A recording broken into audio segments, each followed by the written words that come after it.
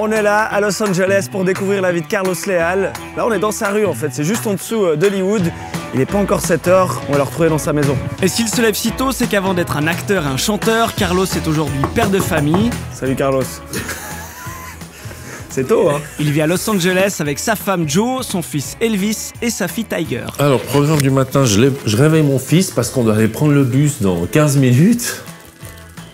À tout à l'heure, Tiger. Bah, on marche. Les Américains, ils iraient en bagnole, mais là, il y a tellement de bouchons à chaque fois.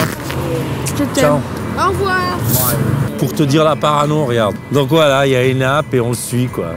C'est Big Brother is watching you. De retour à la maison, il se fait tout beau pour nos caméras. Je demande toujours conseil à ma femme. Est-ce que le chapeau, c'est too much ou... Bah, c'est dans cette position toute la journée. Eh, regarde, The Joker. On dirait The Joker. Puis c'est l'heure d'amener leur fille Tiger à l'école. La vérité, c'est que dans la famille, moi, je suis un des seuls qui n'est pas genre 100% fan ni de Los Angeles, ni des États-Unis, ni de l'industrie du film hollywoodien, que je trouve très médiocre, ni d'une façon générale, la culture de la réussite, la culture de l'argent, ça me gave un peu. Mais il y a plein de côtés positifs, notamment en termes de carrière. Quand je fais un projet ici, le projet il est international, immédiatement. Après, il a ses petites habitudes dans un café du quartier. Si j'ai un casting, je viens avec mon matos, je bosse dessus, ici, sur ce banc. Je suis tout le temps posé sur ce banc. Et là, aujourd'hui, c'est du coup un peu plus tranquille. Bah là, je suis dans une phase, on a terminé la première saison de The L Word, Generation Q, et puis on est dans ce qu'on appelle la pilot season. C'est donc une période où il y a les castings qui commencent, c'est maintenant, quoi. Le début d'année commence maintenant. Il est important d'être à LA. Et des castings pour des séries, en 9 ans, il en a déjà fait beaucoup. Et 3 fois, j'avais donc un rôle principal dans une série. Et donc, tu vas au test screening, boum, tu signes le contrat. Bon, déjà, que tu vois que tu vas faire un bon paquet de thunes, tu vois. 60 000 $, 80 000 $ par épisode. Ah, par épisode? Ouais. Ça fait quand même beaucoup d'argent.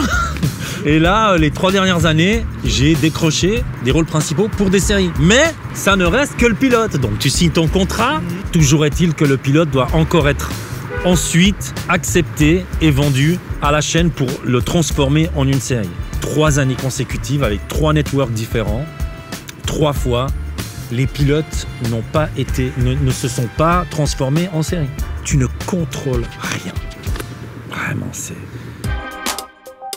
Ce qui se passe avec les castings, c'est que souvent, c'est le jour d'après ou 2 jours plus tard. C'est rare que tu aies plus de temps pour préparer ton audition. Donc moi, généralement, je les bosse avec ma femme. Il faut savoir que ma femme, elle est acting coach. C'est énormément de travail. Pendant 48 heures, je fais que ça. Je suis à fond dedans. Oh! On est des merdes. Hein. Si t'es un piéton à LA, regarde, ça fait combien de temps qu'on est là? Je suis à fond dedans. Et ce qui est fou, c'est que tu rentres dans le bureau de casting, c'est hi, how are you? Good. Yeah. Okay, little shot, presentation, hi, what's your name? Carlos Leal. You know, whatever. You ready? Yeah, I'm ready. Okay, let's do it. You do it, tu fais ta scène. Ça dure 5 minutes, 10 minutes. Tu sors et t'as dépensé 48 heures de ta vie à donf. T'as fait toute ton énergie pour 5 minutes dans un bureau de casting où t'en vends ton travail. Il est jugé en quelques secondes. En quelques secondes. Et si tu décroches pas le rôle, toute cette énergie, bien sûr, te permet toi de devenir un meilleur acteur. Mais au final, c'est quand même une énergie créatrice qui... Tu peux nous faire une phrase? Mr. Parker! And you must be Emily, hein? Bienvenidos a México. Voilà, ça, c'est la première phrase.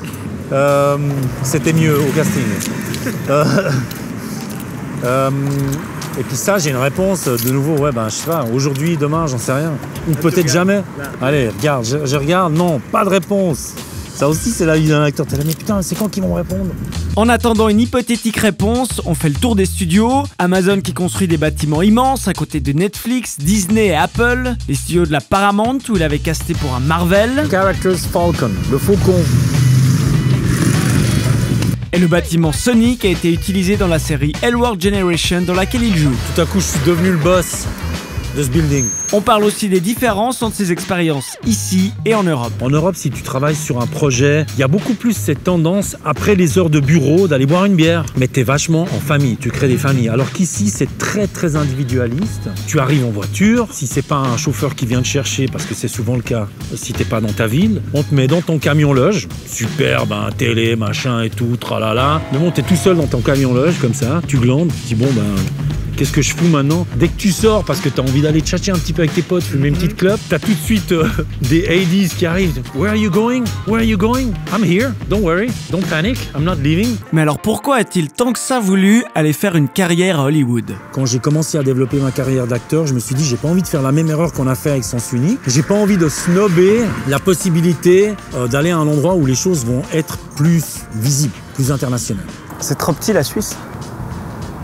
Ouais, pour un artiste, ouais. Et c'est vrai qu'ici, il peut tout à coup décrocher en dernière minute une scène avec une légende. Au final, dans le film, ils peuvent très bien couper cette scène. Mais moi, 7 minutes, j'ai dû les tourner avec Al Pacino en face de moi. Une scène face à face, j'ai 24 heures pour apprendre le texte. Et comment ça se fait ça? C'est comme ça, il y a parfois des trucs illogiques. Et c'était comment? Et c'était génial. C'était extraordinaire. Donc t'es pote avec Al Pacino maintenant? Si je le revois demain sur une série, ouais, il va se souvenir. On a vraiment pris du plaisir, quoi, à faire cette scène. Il vient pas bouffer chez moi demain soir, mais... Une fois par semaine, il sera en fin de journée dans une acting class. Elle est dispensée par l'acteur Guy Camilleri. Pendant 4 heures, chaque comédien présent va réaliser un exercice. Et ce soir, Carlos va travailler sur ses émotions. Oh my god. My resume is already so big. And I'm in the fucking newspapers. L'acting class qui se trouve au bord de l'océan. Venise, c'est un endroit où on vient souvent. Avec les gosses, c'est normal parce qu'en plus déjà avec le climat qu'il fait à LA, il fait très souvent beau. Donc une grande partie de l'année, on peut venir à la plage. Moi, j'aime bien venir ici pour bosser, lire. C'est un grand classique, hein. La ligne horizontale, le vide, c'est toujours assez bon pour méditer et te remettre en question, te poser les bonnes questions, essayer de trouver les bonnes réponses. Donc forcément, c'est thérapeutique, quoi. Ça apporte une énergie qu'il n'y a pas dans une ville où il n'y a pas la mer, quoi.